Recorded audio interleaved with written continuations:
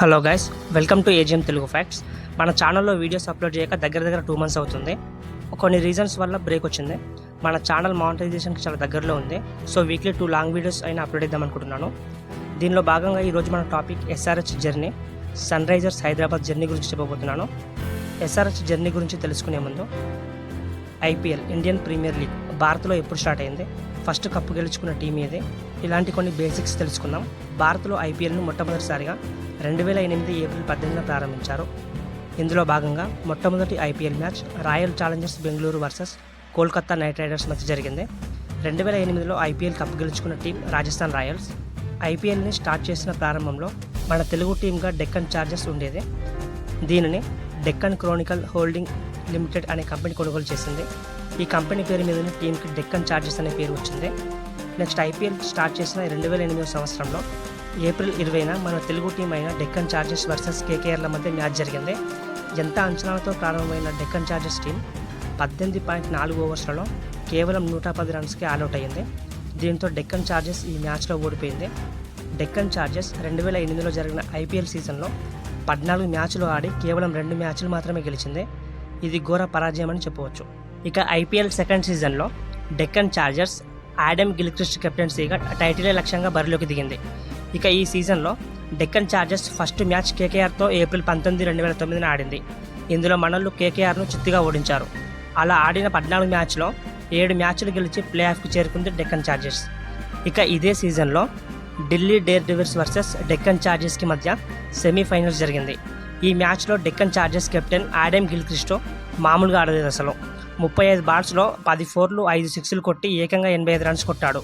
దీనితో ఈ మ్యాచ్లో డెక్కన్ చార్జర్స్ గెలిచి ఫైనల్కి వెళ్ళింది. ఇక్కడ ట్విస్ట్ ఏమిటంటే ఐపీఎల్ ఫస్ట్ సీజన్లో చివరగా ఉన్న 2 టీంలు ఆర్సీబీ, డెక్కన్ చార్జర్స్లు. ఇక కట్ చేస్తే సెకండ్ సీజన్లో ఈ 2 టీంలు ఫైనల్లో తలబడుతున్నాయి. ఫలితంగా మే 24, 2009న జోహెన్స్బర్గ్ వేదికగా ఆర్సీబీ వర్సెస్ డెక్కన్ చార్జర్స్ ఈ 2 టీంల మధ్య ఫైనల్ మ్యాచ్ జరిగింది.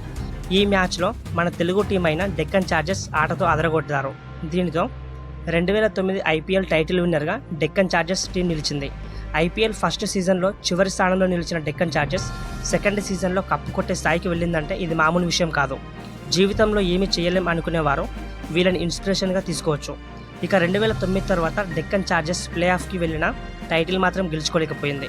2012 సీజన్ అయ్యేసరికి ఫ్రాంచైజీకి ప్రాబ్లమ్స్ వచ్చాయి. కోర్టుకు చూపించాల్సిన మినిమం బ్యాంక్ బ్యాలెన్స్ చూపించలేదని ఐపీఎల్ నుండి డెక్కన్ చార్జర్స్ను టీం నుండి తొలగించారు.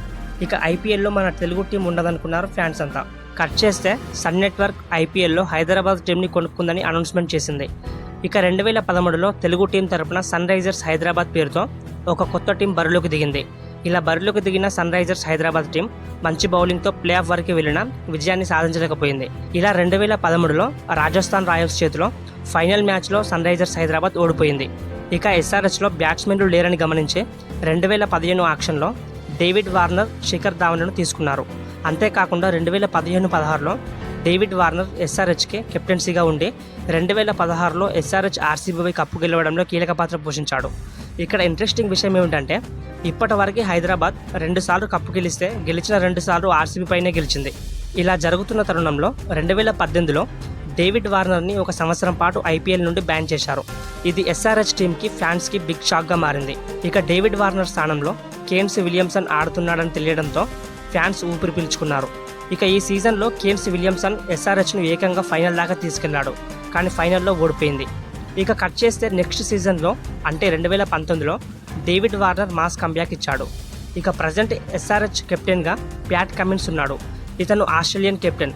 లాస్ట్ టైం ఇతని కెప్టెన్సీగా ఉన్నప్పుడే ఆస్ట్రేలియా మన మీద వరల్డ్ కప్ గెలిచింది. ఇప్పుడు ఎస్ఆర్హెచ్కి ఉన్న టాప్ రికార్డ్స్ని చూద్దాము. నెంబర్ 1, ఐపీఎల్ 2024లో ఎస్ఆర్హెచ్ 20 ఓవర్లలో 277 స్కోర్ చేసి ఐపీఎల్ చరిత్రలోనే రికార్డు సృష్టించింది. అంతకుముందు ఆర్సీబీ చేసిన 263 రన్స్ హైయెస్ట్ స్కోర్గా ఉండేది. రికార్డ్ నెంబర్ 2, ఐపీఎల్ చరిత్రలోనే పవర్ ప్లేలో 125 హైయెస్ట్ స్కోర్ చేసిన టీం ఎస్ఆర్హెచ్. ఇలా చెప్పుకుంటూ పోతే ఎస్ఆర్హెచ్ క్రియేట్ చేసిన రికార్డ్స్ చాలానే ఉన్నాయి. ఇది ఫ్రెండ్స్ ఎస్ఆర్హెచ్ యొక్క జర్నీ. ఒక తెలుగువాడిగా మన తెలుగు టీం అయిన ఎస్ఆర్హెచ్ ఈ సీజన్లో టైటిల్ గెలవాలని మనస్ఫూర్తిగా కోరుకుంటున్నాను. Thank you for watching. Please subscribe.